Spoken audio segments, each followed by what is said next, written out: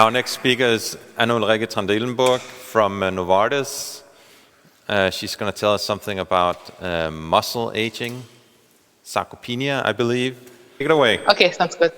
Oh, thank you very much. So I'm very happy to present at your conference. I would have liked to be there in person, but due to COVID-19, we are not able to travel. We can travel, but it's not very convenient to travel. So I said I would rather stay here and present virtually. So what I would like to do today is to talk a little bit about our contribution to a consortium called MouseAge. And I wanted to, it was planned to, the idea of the consortium was to really address the question, how can we translate anti-aging drug discovery projects into the clinic? It comes with the aim and the starting point, and also we came up with some recommendations. Just have to switch off, this is disturbing me, 1 second. Okay, good. Okay, and then in this consortium, our research has focused a little bit on frailty, and I will give you some insights on what we have done in frailty in defining preclinical biomarkers and also how we defined it in preclinical models. So what was MouseAge? It was a consortium which was launched in 2015. And the idea, as I said, was to really see how we can harmonize preclinical testing of so-called geroprotectors, which have the potential to treat more than one age-related diseases, and also identify what prevents us from translating or for bringing them into the clinic. It was a relatively broad thing, so we had researchers from the European community. It was both academics, but also industry, so we were one of the industry partners. And then we also expanded to colleagues in the US from the Mayo Clinic Bug Institute and NIH. And the output of the consortium was some roadmaps, some recommendations how we could translate and test geroprotectors. So where did we start? So I think, as you may have heard a lot on this conference, so we live longer, but we do not necessarily live healthier. And so the idea was that many people have multiple diseases and a loss of quality of life. And you can say roughly 60% over the age of 65 have this complex medical condition.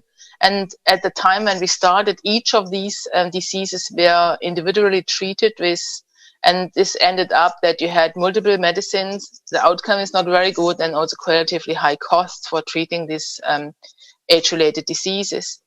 And so there was definitely a disconnect between our knowledge from the biology of aging, that the mechanisms are common and in different diseases, and also the advances discovery of geroprotectors. So what we try to address is to see what are the indications, because aging per se is not an indication. You had to find indications.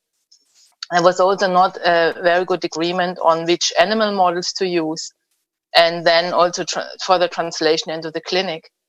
And there were also no suitable endpoints, and which was not helpful for clinical translation. And so there was also what we identified, a big different opinions on how to tackle it and how to study age-related diseases between different collaborators. So our output at the end was that we had 5 recommendations for the clinical translation of geroprotectors. So we early on decided to focus on the health span rather than on the lifespan, because I think this is where you can have the biggest impact on the patients when you make the extra years in life more healthy, or maybe even not more years, but you have a longer healthy life for you. And then the other recommendation was rather targeting multimorbidity or frailty rather than going one disease by one disease. And there was definitely a need to develop better models of multimorbidity. And then we also had a focus on frailty. As a case study for clinical trial, I will focus the rest of my talk on the frailty work we have done. And then also to define or identify clinical measures which would be in line with the outcome of clinical translation. So we focused, as I said, on frailty, and we had, so our frailty was based on the Rockwood Frailty Index, which is an accumulation of deficits with a loss of independence and loss of resilience.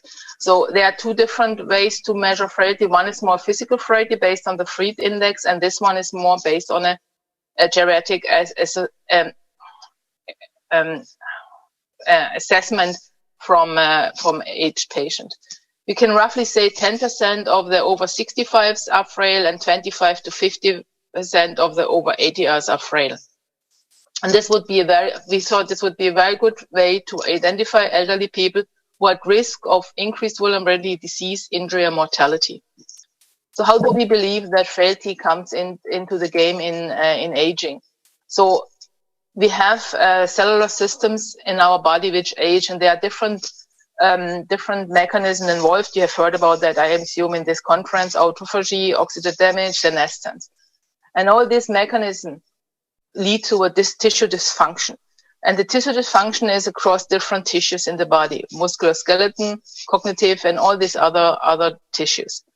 And this tissue dysfunction gives you a single disease first. So, and for example, you can get arteriosclerosis, osteoarthritis. And then if you have a single disease in age in this situation, you're very much likely to get a second disease and get frail. And so this is what we thought would be a very good way to tackle age-related diseases on a more broader basis. So there's not very much, there are these clinical assessments, but we were thinking that maybe it would be a very good way to harmonize frailty, because there's so many different ways to assess frailty, by finding biomarkers for frailty. So we sat together and made extensive literature research to find potential markers and not validated potential markers which could indicate frailty. So what we did is we went through all the hallmarks of aging pathways. You can see in this very nice round thing. We identified soluble markers first of all, and markers you can measure in biofluids. And we also prioritized these ones more, which have been used in other disease conditions. And based on this, we have then found for each of these hallmarks of aging, we had a list of biomarkers, and then based on the evidence in literature, we prioritized them. And you can see here the markers in the inner circle are the ones with a higher priority, and then the further you come out of the circle, the less evidence is that it may be a frailty marker. Here it's really now important that we use these markers and check in preclinical models, but also in the humans, if any of them, or maybe most likely not one of them, but a panel of them, could be used to identify frail patients without doing this whole assessment. We then went also into translating these frailty indexes into our preclinical models, and this was mainly in collaboration with Susan Howland, who's a pioneer in doing that in preclinical models. And so we have used in our department the sarcopenic Spectoli rats as a model for sarcopenia. And you can see here that Susan Howland's group showed that the mouse clinical frailty index very much translates or very much overlaps with the human index. And so we were interested to test now this comprehensive analysis in our Spectoli rats. And you can see here in the graph down here that we had a very nice increase in frailty with age. And what's very interesting is, or very compelling, is that the increase in frailty index mimicked the onset of the muscle weight loss in this model. So it was a very compelling, and I think it's a nice additional longitudinal measure for us as well to assess frailty or sarcopenia in Spectoli rats. The next thing we did is that usually the mouse is not a very good sarcopenia model. So the mouse loses muscle weight only very late at a very high age. So they are not like the rats gradually losing muscle weight and function, and so this is not a very good model for sarcopenia. So we were interested to see if maybe it's a better measure for us in mice to do the frailty index. And as I've shown you before, Susan Howland has done the work, and it correlates very well with human frailty. So we got some tissue from her, which was gastrocnemius tissue. And we basically, it was over a wide range of ages. and also a wide range of frailty index. You can see in the upper left part here, I don't know if you see my cursor, that we had young mice with quite different frailty index, and we also had old mice with quite different frailty index. And so we did an analysis and looked what is the difference between the mice with high frailty index and low frailty index and young, and the same in old mice. And you can see that in the young mice, there are almost no gene expression changes despite quite different frailty index. Whereas in the old mice, you can see that there are marked differences between mice with low and mice with high frailty index. And so you can see that there's definitely a molecular pathway behind frailty in old mice. We looked a bit further into that, and we identified that, for example, the extracellular matrix gene, it's quite a nice follow-up on what we just heard from Colin, that there was a difference. So the extracellular matrix genes, they're quite interesting. They are not, as you see on the right-hand side, the changes do not correlate with age, but they highly correlate with the frailty index. They seem to be, the extracellular matrix changes seem to be one of the mechanisms of frailty in mice. We also looked into ribosomal protein genes, and you can see again there's a good correlation with the frailty index, but not a good correlation with old age. And on the right-hand side, there's an example of this correlation.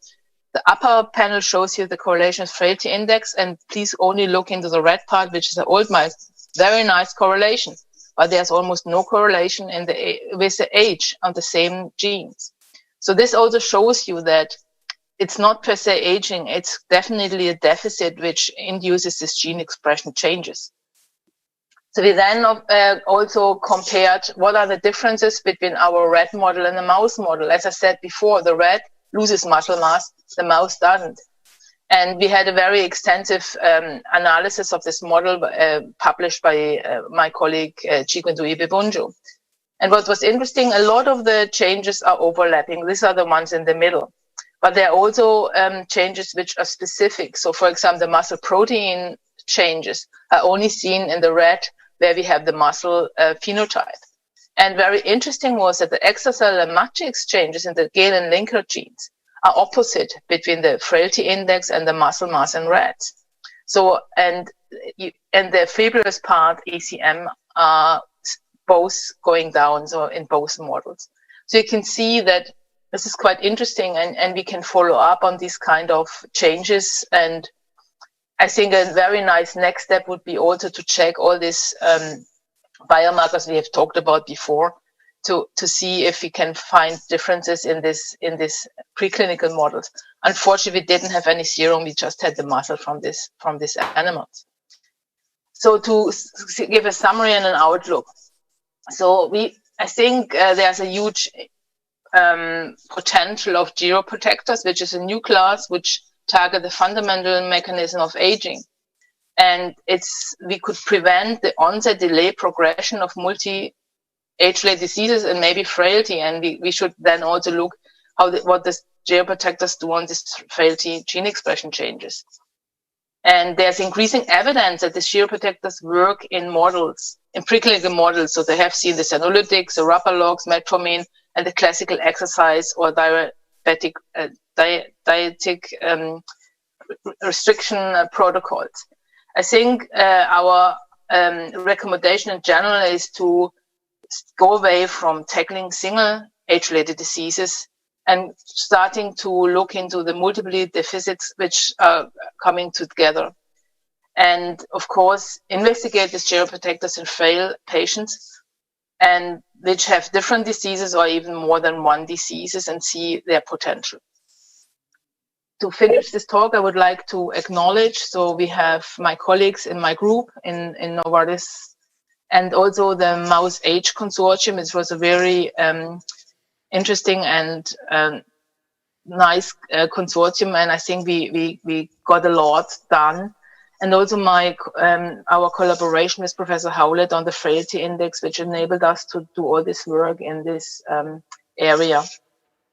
And so I'm concluding and happy to take questions. Thank you so much, Anne-Ulrike.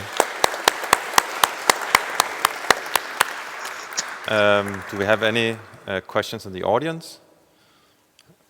Maybe I can start with, we have a question down here in the front.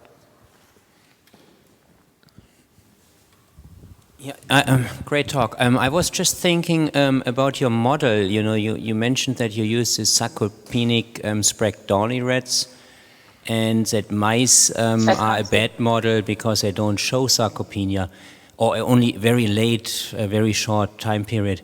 Is that known why there is this difference between Sprague-Dawley rats and mice? So we did also a gene expression analysis before, and you don't see the same gene expression changes in the C57-6 mice as you see in sarcopenia. I assume that in general, mice die more of cancer. They are not getting really frail. Maybe we don't know exactly the reason, but maybe they have a huge capacity of regeneration in the muscle. This is for sure something we have observed. But the absolute reason for that is not known. Thank you. Any other questions? Maybe I can ask a question sort of on a more broad level. Us in academia, it's sometimes difficult to see how big a role aging and the sort of mechanistic and targeting aging is in pharma companies. I was wondering if you can elaborate on how Novartis looks at aging and if they think that it's something worthwhile. Okay, so I think what I said at the beginning, aging per se is not a disease. And it's very hard to develop drugs for aging, I would say. But of course, the awareness and the influence of aging in the pathology of many different disease areas, we are organized in disease areas, plays an increasing role. And actually, we have been looking into, for example, senescence for some time. And I know I can only talk to the musculoskeletal disease area, but I know other departments also look into that, because the more evidence is there that these factors play a role in disease, and we want to treat the patients which reflect they have this underlying condition. It plays a big role. I don't think we would per se target aging. I think we would always see it in the context of disease. Yeah. Okay. But we also, as I said, we're also trying to link between different diseases. So to make sure that we may use one drug for many different diseases. Right. Great. Well, thank you very much. I think we will stop here. And thank you so much for your great talk.